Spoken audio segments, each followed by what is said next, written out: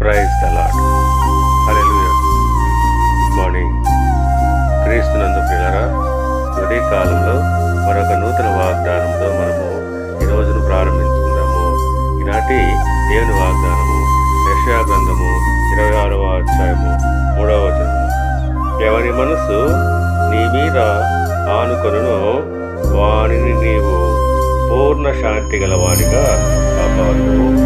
ప్రియులారా, ఈ వాక్యము దేవుని మీద సంపూర్ణంగా విశ్వాసం ఉంచిన వారికి దేవుడు సంపూర్ణమైన సమాధానం ఇస్తాడని చెప్తున్నది.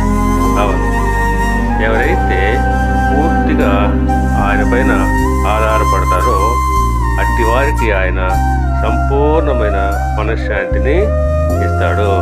అయితే వారు ఆయన పైన స్థిరమైన విశ్వాసము, నమ్మకము ఉంచాలి.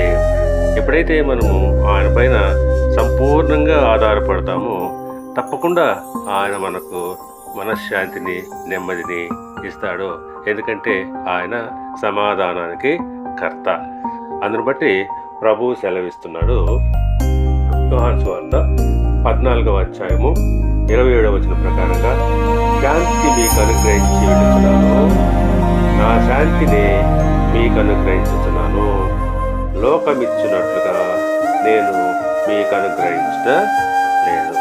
అవును, లోకంలో మనము పొందలేని శాంతి ఆయన ద్వారా పొందుకుంటాము. దేవుడు మిమ్మల్ని దీవించి ఆశీర్వదించి వర్ధిల్ల చేయనుగాక. ఆమేన్.